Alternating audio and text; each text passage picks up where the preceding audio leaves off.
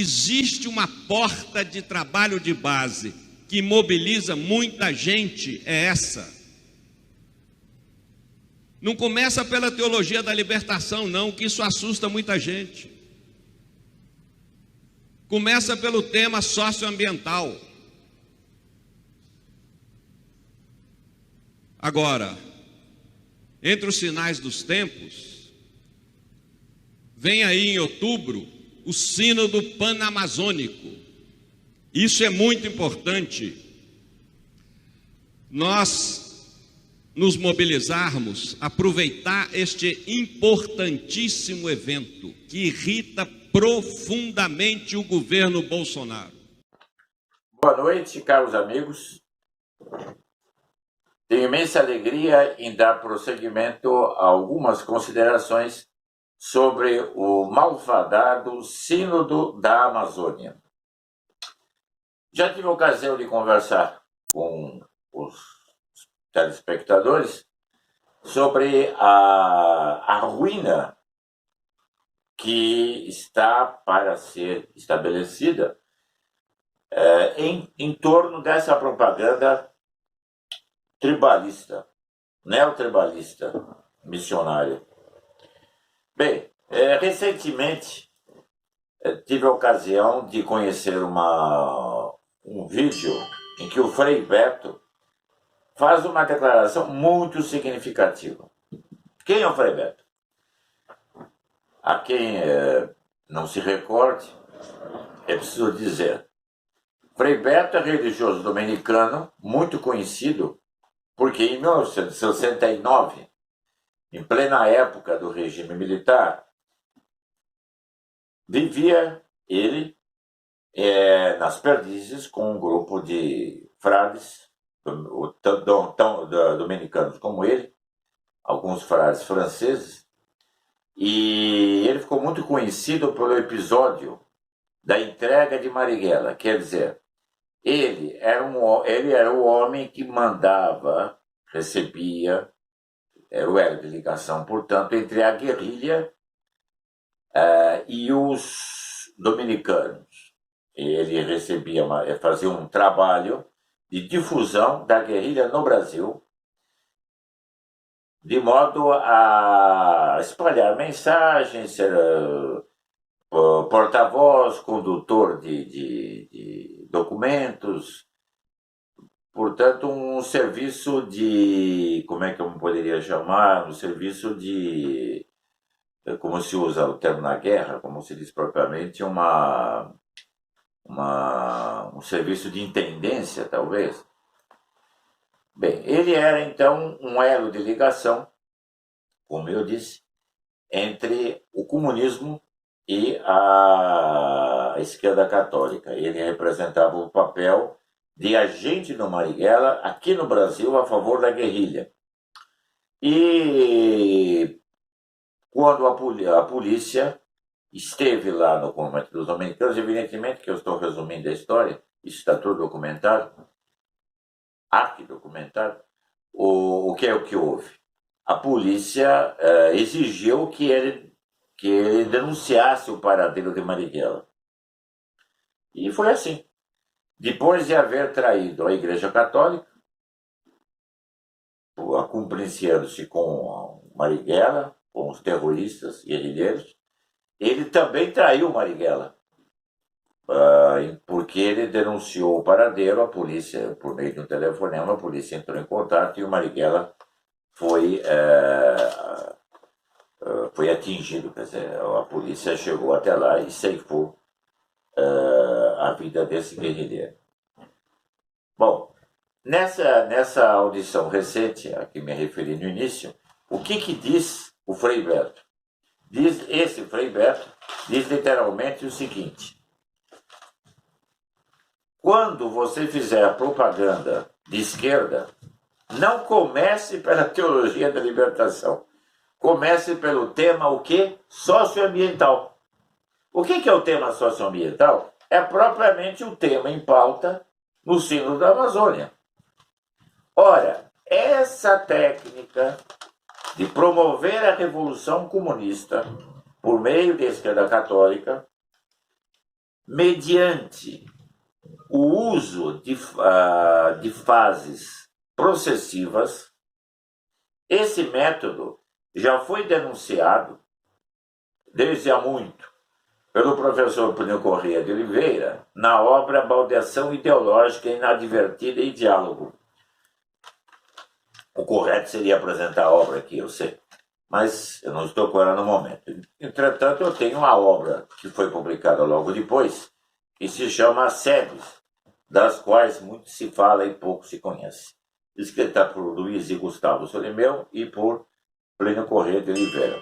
Nessa obra, exatamente está descrito o processo de baldeação ideológica inadvertida, como insuflar descontentamentos por meio de fases que se desenrolam numa espécie de num crescendo, num processo, até o momento em que do descontente se faz um revolucionário.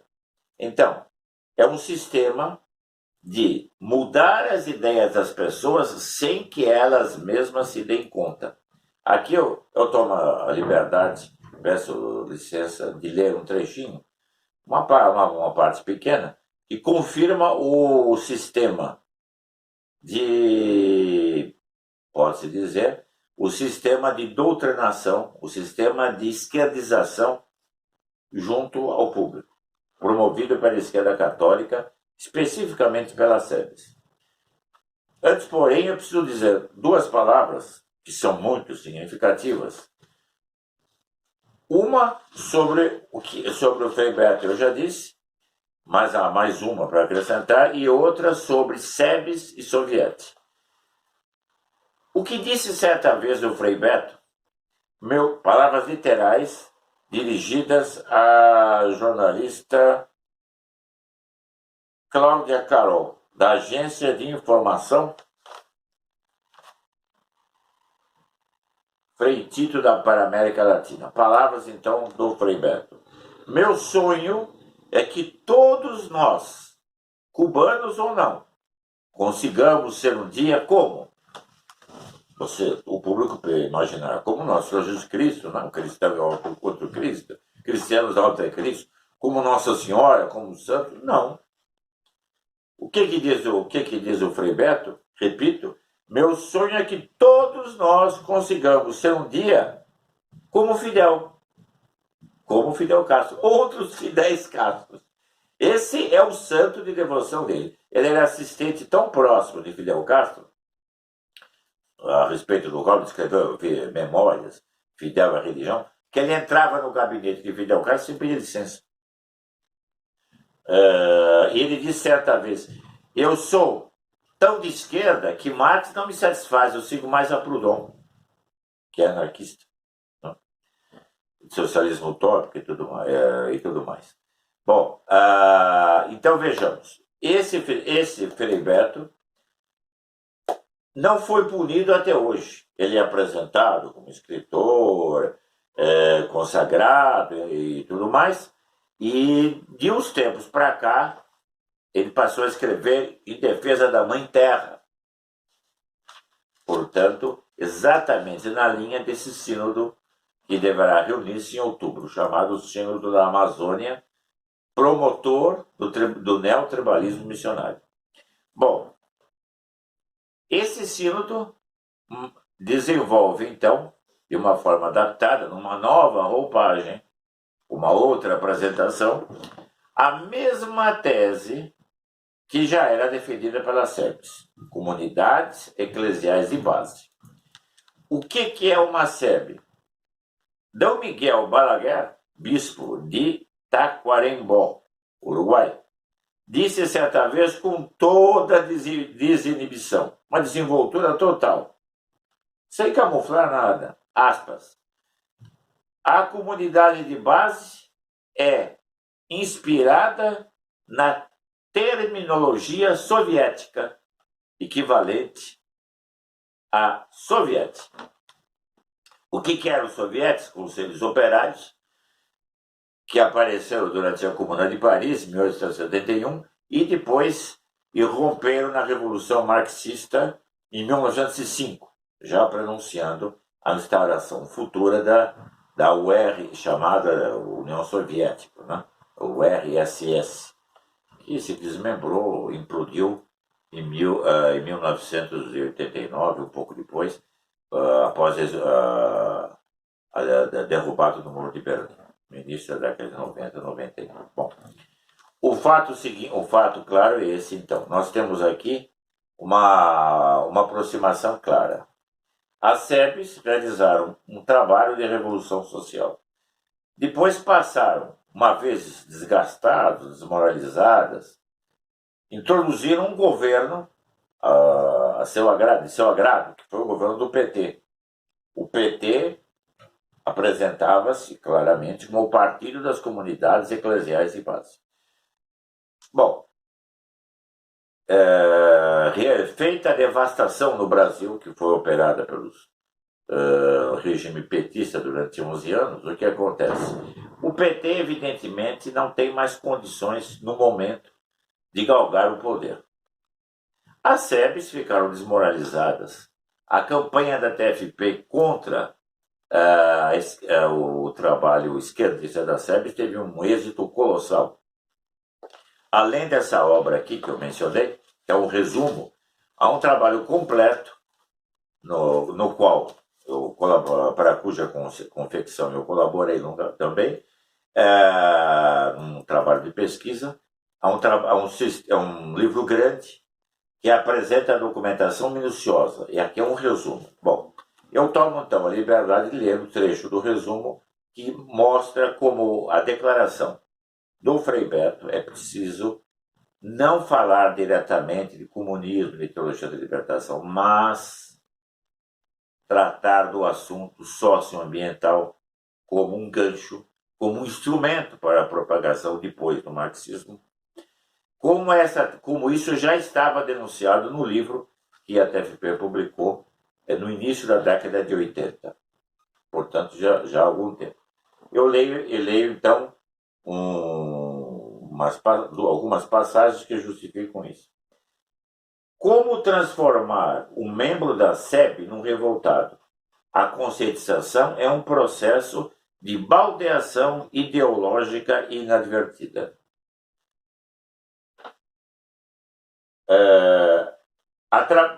Através da religião.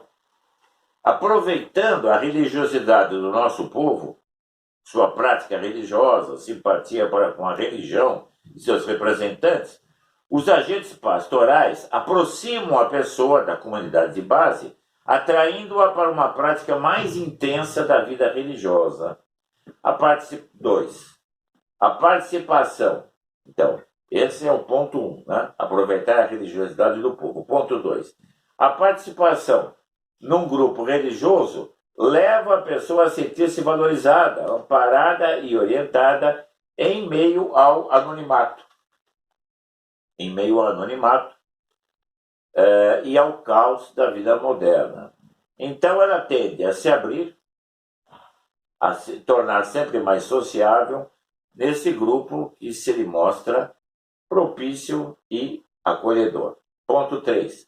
Essa tendência à maior sociabilidade dos neófitos das SEBs, comunidades eclesiais de base, é exacerbada pela supervalorização dos aspectos ditos comunitários, não só da prática religiosa, como de todas as atividades em geral, sociais, culturais, profissionais, familiares e até de lazer. Aos poucos vai se formando uma consciência comunitária. A opinião prevalente na comunidade passa a ser a regra do bem pensar, bem sentir e bem agir. 4º ponto. À medida que a pessoa se integra nessa forma de vida na comunidade, é um grupo, é uma pastoral, é uma associação de igreja, qualquer dessas, ao mesmo tempo, então, ela vai participando das atividades e recebendo encargos. Então, os mecanismos de defesa e de censura vão se desmobilizando e ela se torna cada vez menos ela mesma e mais permeável às influências do grupo e de seus mentores. Então, de certo modo, abdica de sua personalidade, de sua individualidade e se torna apenas um elo de uma corrente. Ou, se quisermos, como dizia Marx, uma peça na engrenagem. Bom, a desmobilização. Agora, a outra parte, depois da ação da religião, a doutrinação subreptícia. O que se entende por doutrinação subreptícia? A desmobilização e permeabilização psicológica, que torna o indivíduo bem suscetível à doutrinação. Também não é feita de modo formal e explícito, mas de modo caviloso, não é? De modo involucrado, subreptício. Então, é uma ação criptocomunista, mas disfarçada, sutil. Como disse, apontou aí o Frei Beto. Quer dizer, é preciso, então, passar aos poucos dos temas socioambientais até chegar à teologia da libertação, insuflando o espírito revolucionário, mas não dar um salto imediato. Por fim, mediante um sistema de afirmações apresentado sob forma interrogativa, debates discretos e jeitosamente orientados, dúvidas sutilmente levantadas, a pessoa vai tendo sua mentalidade alterada. Suas certezas são abaladas, as convicções gradualmente transformadas, sem que ela se dê bem conta disso. Então, desse modo, vai respondendo sempre mais, de acordo com o que lhe é sugerido, e ela reage conforme o desejado. Entretanto, ela crê que os próprios pensamentos dela correspondem ao que está sendo dito lá, quando na realidade ela está sendo induzida a pensar e agir daquela maneira. Bom, faz-se então a crítica da religião antiga e se apresenta a religião nova como sendo a religião correta. Aos poucos, a pessoa, por meio desse hábito contínuo, dessa repetição incessante, começa a abdicar do conceito tradicional da Igreja Católica e dá os passos desejados, anunciados ali pelo Frei Beto, que vão todos na direção do espírito de insurreição revolucionária. Então, caros amigos, aqui fica mais esse desenvolvimento, tomando como base o princípio estratégico enunciado por Frei Beto.